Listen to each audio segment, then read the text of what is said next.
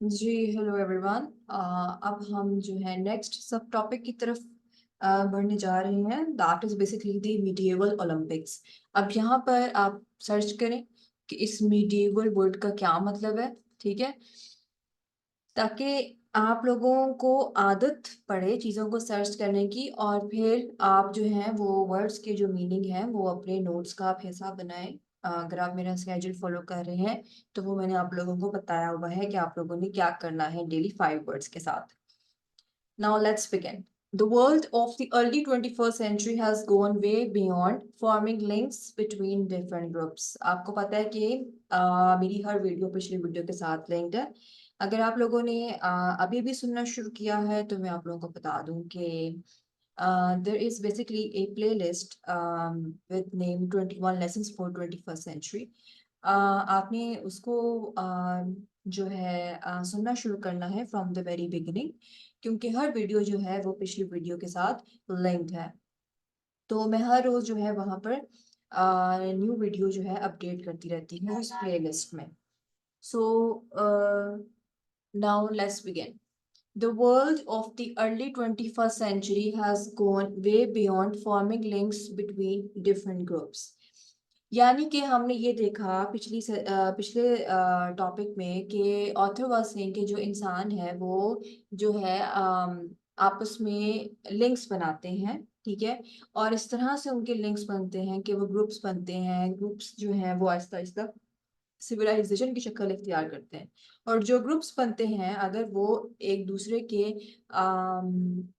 जो है वो एंटी भी हो, तो जो उनमें चीजें जो हैं वो होमोजेनाइज्ड होती हैं, एक तरह की होती हैं, वो अडॉप्ट कर लेते हैं सारे ग्रुप्स। ठीक है, और जो उनमें चीजें मुख्तलिफ होती हैं उनको वो साइड पे रख लेते हैं। वो एक एक इंडिविजुअल ग्रुप को अपने लिए फॉलो करता है, लेकिन ओवरऑल जो है वो जो होमोजेनाइज्ड जो उनके कैरेक्टरिस्टिक्स हैं ग्रुप्स के वो जो है सारे ग्रुप्स फॉलो करते हैं।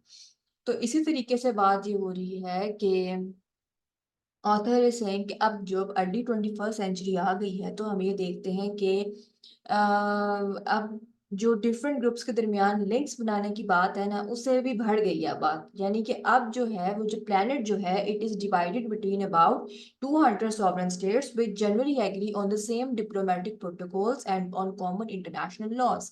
यानी कि अब वो ग्रुप्स वाली बात खत्म हो गई है। अब जो है जो ये दुनिया है वो बेसिकली तकरीबन जो 200 खुद मुख्तार रियासतें हैं उनमें जो है वो डिवाइड हो गई है, जो कि इस बात पर एग्री करती हैं कि सेम डिप्लोमेटिक प्रोटोकॉल्स पर और कॉमन इंटरनेशनल लॉज पर जो है वो एग्री करती हैं। No group rejecting the principles of global politics has so far gained any lasting control of any significant territory. यानी कि जो बेसिक जो प्रिंसिपल्स हैं ऑफ ग्लोबल पॉलिटिक्स वो जो है हर ग्रुप जो है वो उसको एक्सेप्ट करता है।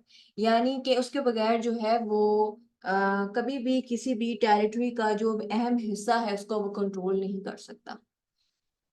ठीक है, यानी कि हम ये देखते हैं कि जब हमने देखा कि तालिबान जो है जब वो हुकूमत में आए तो उन्होंने कहा कि हमें जो है एक्सेप्टेंस चाहिए, हमें इंटरनेशनली जो है हमें हमारी हुकूमत को रिकॉग्नाइज किया जाए। सो ये कुछ प्रिंसिपल्स हैं ग्लोबल पॉलिटिक्स, क्योंकि ऑब्वियसली जब उनको जो है इंटरनेशनल लेवल पे जब रिकॉग्निशन मिलेगी तो फिर उन पे जो है वही सेम डिप्लोमेटिक प्रोटोकॉल्स और इंटरनेशनल लॉज जो है वो पे उन पर भी लागू होंगे। लेकिन अगर वो उनको जो है वो तालिबान के नहीं, हम किसी भी ग्लोबल पॉलिटिक्स को नहीं मानते, हमने सिर्फ अपनी करनी है, तो जो इस तरीके से जो है वो सरवाइव नहीं कर सकेंगे। वो सिग्निफिकेंट टेरिटरी पे अपना कंट्रोल नहीं कर सकेंगे। इसलिए देवर सेइंग कि जी हमें जो है इंटरनेशनल एरिना में हमारी जो है रिकॉग्निशन जो है वो हो, हमें जो है तस्लीम किया जाए हमारी हुकूमत को। The strength of the global political paradigm can perhaps best be appreciated by considering not hardcore political questions of war and diplomacy, but rather something like the 2016 Rio Olympics. देखिए 2016 रियो ओलंपिक्स क्या है, आप इसको थोड़ा सा search करें। ठीक है, और वो जो है as a case in point आप कहीं भी अपने एग्जाम में आप कोट कर सकते हैं। और यहाँ पर ऑथर ये बात कर रहे हैं कि जो ग्लोबल पॉलिटिकल जो पैराडाइम है, जो उसकी स्ट्रेंथ है वो इस बेस पे इस चीज़ पे रिलाई नहीं कर रही कि जी वॉर एंड डिप्लोमेसी जैसी जो अहम चीज़ें हैं वो उसमें आ जाती हैं। बेसिकली जो है वो कुछ इस तरीके से आती हैं चीज़ें, जैसे कि 2016 रियो ओलंपिक्स हुई जहाँ पे मुख्तलिफ ममालिक के लोग एक जगह पे जमा हुए और उन्होंने जो है खेलें जो हैं मुनक्किद की गई और उन्होंने उनको खेला और एक जगह पे मुख्तलिफ ममालिक के लोग जो हैं वो जमा हुए बगैर किसी डिस्टिंक्शन के कि कौन कौन से मुल्क से है, किसका कौन सा रिलीजन है, किसके कौन से बिलीफ्स हैं। ठीक है, everything was basically set aside at the opening ceremony on 5 August 2016 the athletes marched in groups, each group waving its national flag। यानी इकट्ठे हुए एक जगह पे, लेकिन सबने जो है अपने नेशनल फ्लैग को वेव किया। athletes ने conveniently enough each country in the world has an anthem that conforms to the same universal model। यानी अगर आप ये देखें अपने मुल्क का, अगर आप अपने मुल्क की आइडियोलॉजी देख लें या आप बाकी ममालिक की आइडियोलॉजी निकाल कर देख लें, हमारे नेशनल एंथम में क्या लिखा है, आप जो बाकी ममालिक के नेशनल एंथम को आप पढ़ लें तो आप देखेंगे कि वो सब जो है एक सेम यूनिवर्सल मॉडल को जो है वो फॉलो करते हैं। ठीक है, तो कहने का मतलब है कि जो बेसिक जो ग्लोबल पॉलिटिकल पैराडाइम है ना, वो सबका एक जैसा ही है। जो उस चीज़ के अगेंस्ट होगा, जैसे जो टेररिस्ट है, अगर वो कहेंगे जी हमें जो है सॉवरेनिटी का कंट्रोल चाहिए, हमें जो है वो टेरिटरी की सॉवरेन हमें टेरिटरी पे अपना एक कंट्रोल चाहिए, we want to be sovereign, और किस तरीके से बाय हुक एंड क्रूक, और ये कह के कि we are not going to you know agree on the global values, we are going to create our own global world order, हम जो है अपने तरीके से चीज़ों को चलाएंगे। तो इस तरीके के जो इस चीज इन चीज़ों पे बिलीव करने वाले जो लोग होते हैं, जिनकी इस तरह की आइडियोलॉजी होती है, उनको हम क्या कहते हैं कि ये जो है शिद्दत पसंद अनासर है। ठीक है, तो इस दुनिया में सरवाइव करने के लिए हम हर मुल्क के लिए बहुत जरूरी है कि वो जो है अगर वो किसी भी अगर वो अपनी एक साख चाहता है तो उसको कुछ ग्लोबल यूनिवर्सल जो रूल्स हैं, जो लॉज हैं, जो ग्लोबल पॉलिटिकल पैराडाइम है, उस पर जो है वो अमल करना होगा। नेशनल फ्लैग्स जो हैं डिस्प्ले द सेम ग्रेडरी कंफर्मिटी, हमने पहले बात बताई कि नेशनल फ्लैग्स जो हैं, जो एंथम है, वो जो है वो एक हर मुल्क का अपना जो उनकी एक आइडियोलॉजी है वो उसको उसको जो है वो एक्सपोज करते हैं, और साथ ही साथ जो है हम ये चीज़ भी देखते हैं कि वो हर मुल्क की मिलती जुलती ही होती है। ठीक है, क्या ठीक है, क्योंकि हर मुल्क जो है वो सॉवरेनिटी को जो है वो एक्सेप्ट करता है, वो ये चाहता है कि वो दूसरे ममालिक के साथ मिलके जो है वो रिलेशनशिप बनाए, मिनॉरिटीज को वो राइट दे। ठीक है, जैसे कि हम अक्सर ये बात करते हैं कि हमारे झंडे में जो वाइट कलर है वो बेसिकली मिनॉरिटीज की अक्कासी करता है। तो कहने का मतलब है कि हम सब ममालिक जो हैं वो और इनके जो नेशनल फ्लैग्स हैं और जो इनके जो नेशनल एंथम्स हैं वो एक ही तरह की बात की अक्कासी करते हैं। So again there are some words जो आप सर्च कर सकते हैं।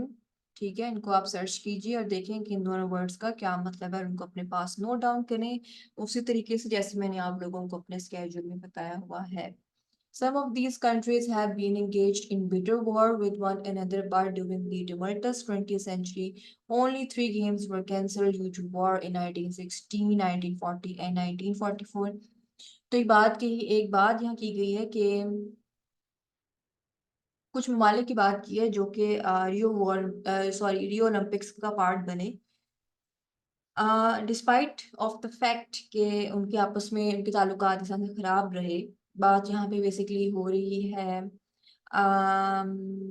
रशिया, यूएसए एंड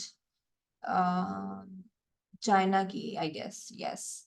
पर इतनी डेप्थ में आपको जानने की जरूरत नहीं है, ये ना चीजें आपने ये फलक कोई लाइंस आपने नोट डाउन भी नहीं करनी है, जस्ट आप लोगों को ऐसे कॉन्टेक्स्ट देने के लिए है कि कैसे दुनिया जो है वो आपस में चलती है। यानी आप ये देखें कि अभी वर्ड यहाँ पर एक और है टुमल्टस, आप इसको सर्च करें आम, कि इसकी प्रोनाउंसिएशन क्या है सही वाली, वो भी देखें आप, और इसको जो है अपने नोट्स में का हिस्सा बनाएं।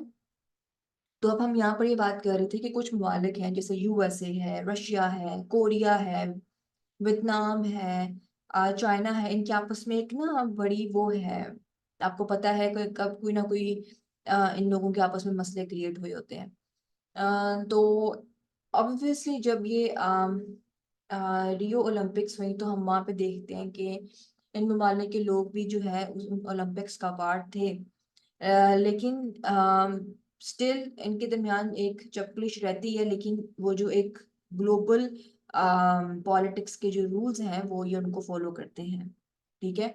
हाँ, जब ये जंग वगैरह हो रही थी तो इनके आपस में तब 1916, 1940 और 1944 में जो वो गेम्स हैं वो आपस में इन्होंने खेलना बंद कर दी थी। ठीक है। लेकिन ये नहीं कि ये आपस में ये जो मैंने बताया ग्लोबल पॉलिटिक्स पैराडाइम जो है दुनिया का, उसको ये लोग फॉलो नहीं कर रहे, वो करते हैं लेकिन ऑन एंड ऑफ कोई ना कोई ऐसी कोई जंग छिड़ जाती है इनके आपस में। अब खैर अब उस तरह की फुल स्केल वॉर्स तो नहीं होती जैसे पहले होती थी, लेकिन you might have note heard about the notorious US China trade war हुई। तो वो क्या थी वो भी आप थोड़ा सा सर्च करें खुद से। तो उसमें जो है अब इस तरह की कोई ना कोई इनकी वॉर्स जो है वो होती रहती है, जिसमें जो है इनके कुछ मसले आपस में क्रिएट होते हैं, लेकिन अगेन थिंग्स जो है get settled down. Today's International Olympic Committee spends countless hours discussing the Taiwan question and the Palestine question. अब इस लाइन का बैकग्राउंड ये था कि ऑथर जो है वो ये बात करेंगे, अगर हम बिल्कुल एक पुराने जमाने में चले जाएं, ठीक है, कोई 1016 की साल की हम बात करें तो चीजें जो हैं वो बहुत ज्यादा टाइम लेती थी सेटल डाउन होने में। लेकिन अब ये जो ग्लोबल पॉलिटिक्स पैराडाइम है, व्हेन जब हम इसकी चीज़ों को फॉलो करते हैं, इसके रूल्स को जब हम फॉलो करते हैं कि इसके कि कैसे ममालिक ने आपस में रहना है using international law and diplomatic protocols, जिसमें गेम्स भी होती हैं और मुल्क के जो एथलीट्स हैं वो पार्ट भी बनते हैं। तो जब इस तरह की जब गेम्स होंगी, जब इंटरनेशनल ओलंपिक कमेटीज जब बैठेंगी तो वो आपस में बैठ के इस तरह की जो मेजर इश्यूज चल रहे होते हैं, जो कि ऐसे एरियाज हैं जिनका मसला अभी तक हल नहीं हो रहा, जैसे ताइवान का है, पैलेस्तीन का है, वो उसमें कुछ घंटे लगाएं। अम, या हम ये कह सकते हैं कि जल्दी जो है वो आपस में एक दूसरे के साथ बैठ के वो बात कर सकते हैं। ठीक है, डिपेंड करता है कि वो कितनी ड्यूरेशन में जो है कितना टाइम लगाएं इन टॉपिक्स को डिस्कस करने में, लेकिन डिस्कशन जो है इजी हो गई है as compare to the previous centuries. जैसे कि we have seen that for starters in 1016 the Chinese Song Empire recognized no political entity on earth as its equal। यानी कि हम ये बात कर सकते हैं कि शुरू में 1016 वाले टाइम में चाइनीज सॉन्ग एम्पायर ने रिकॉग्नाइज किया कि कोई भी जो पॉलिटिकल एंटिटी है वो दुनिया में उसके बराबर नहीं है। ठीक है। फिर द कैलिफिन, हालांकि ये एक पुराने जमाने की बातें थी, लेकिन अब ऐसा नहीं है। सही है। सब जो हैं 200 सॉवरेन जो स्टेट्स हैं वो कुछ लॉज हैं जिनको वो फॉलो करती हैं और उनके लिए मस्ट है। ठीक है, if they want to gain sovereignty over a particular territory. The Caliph in Baghdad also claimed universal hegemony. Most Sunni Muslims recognized him as the supreme leader. यानी ये होता था कि एक बड़ा सारा एम्पायर जो है पूरे खित्ते को जो है वो अपने कब्जे में ले लेता था और कहता था कि सिर्फ मेरी हुक्मरानी है और कोई नहीं है। लेकिन अब ऐसा नहीं है, अब क्या है, 200 सॉवरेन स्टेट्स है, अब एम्पायर्स तो नहीं हमें नजर आते ना। अब पहले क्या हुआ पिछले जमाने में कि जी एक बगदाद में खलीफा है और वो ये क्लेम कर रहा है कि जी अब जो है यूनिवर्सल हेजिमनी जो है सिर्फ हमारी होगी। ठीक है। और जो सुन्नी मुसलमान होते हैं वो उनको उस कैलिफ को रिकॉग्नाइज कर लेते हैं कि ये हमारा जो है सुप्रीम लीडर है और हम इसकी सुनेंगे। Many of these political entities appeared and disappeared with in a matter of years. और इसी तरह और कितने सारे नए लोग जो है वो बाद में आए। ठीक है, एम्पायर्स का एक दौर था हमें पता है, तो वो आए और डिसअपियर हुए। ठीक है। तो लोग पॉलिटिकल एंटिटीज आती गई और गायब होती गई, इस तरह जो है माजी में होता रहा। Needless to say, the vast majority of these ephemeral political entities had neither anthem to play nor flag to hoist. और ये बात आप ये देखेंगे, इन पॉलिटिकल एंटिटीज के पास ना ही कोई आपकी तरह कोई नेशनल एंथम थे उनके, ना ही कोई उनके कोई झंडे थे। वो क्लेम कर देते थे कि जी अब हमारी हेजमनी है और सिर्फ हमारी जो है वो सुनी जाएगी, और लोग मान भी लेते थे। ठीक है। सो अब यहाँ पे आप देखें इस स्लाइड में आपको कितने वर्ड्स मिल रहे हैं। ये देखें, ये वर्ड है, ये भी बहुत इंपॉर्टेंट वर्ड है, इसको सर्च करें क्या है इसका मतलब। सही है। और इसको अपने वोकेबलरी बुक का पार्ट बनाएं। So when you watch the Tokyo Games in 2020, remember that this seeming competition between nations actually represents an astonishing global agreement। यानी कि ये जो एक कंपटीशन हमें नेशंस में नजर आता है टोक्यो गेम्स इन 2020 में, हम देखते हैं कि गेम्स, आपने अक्सर देखा होगा कि गेम्स एक ऐसी चीज है, जैसे कि मैं एक मिसाल देती हूँ क्रिकेट की। वी आर जब भी कोई पाकिस्तान इंडिया का मैच होता है तो हम लोग जो हैं कितने ज़्यादा एक्साइटेड होते हैं कि ओ क्या बनेगा। हालांकि और जो ममालिक हैं, हम उनके साथ शायद इतना एक्साइटेड नहीं होते जब भी उसके मुकाबले में जब हमारा मैच इंडिया के साथ होता है। ठीक है। क्यों? क्योंकि हमें पता है कि हम उनको अपना पोस्ट एनिमी समझते हैं। सही है। सो थ्रू, और जो अगर अगर हम गेम में जीतते हैं तो हमें एक बढ़तरी वाली फीलिंग हमें आती है कि जी हम इनसे सुपीरियर हैं, देखिए जी हम इनसे गेम जीते हैं। हमने इसको वो बनाया होता है ना, मैटर ऑफ वर्ल्ड वॉर 3। लेकिन क्या है, गेम्स में तो कंपटीशन होता है नेशंस में, लेकिन एक्चुअली जो है वो एक एस्टॉनिशिंग ग्लोबल एग्रीमेंट को रिप्रेजेंट कर रहे होते हैं। इन अ सेंस कि आप ये देखेंगे पाकिस्तान ने इंडिया में के आपस में जब क्रिकेट का मसला हो, क्रिकेट जब होती है, जब इनका मैच होता है क्रिकेट का, तो एक हाइप तो होती है गेम में। लेकिन आप ये देखें कि इंडिविजुअली जो ये ममालिक हैं, ये कैसे ग्लोबल एग्रीमेंट को फॉलो कर रहे हैं। मतलब India is not going to wage war with us, या we do not wage war against India. तो इस तरह की चीजें हैं जो कि हम जो है ग्लोबल एग्रीमेंट को फॉलो करते हुए हम इन गेम्स में जो है वो चीज वो एक कंपटीशन तलाश करते हैं बिटवीन नेशंस। सो ये कुछ एक खूबसूरत अंदाज में ऑथर ने ओलंपिक्स की बात को रिलेट किया है करंट ग्लोबल वर्ल्ड ऑर्डर से। ठीक है। और आपको उसमें इस लेक्चर में कुछ ऐसे वर्ड्स भी मिले जो कि आप सर्च कर सकते हैं, उनको अपनी वोकेबलरी बुक का पार्ट बना सकते हैं। So that's all for today. Thank you so much.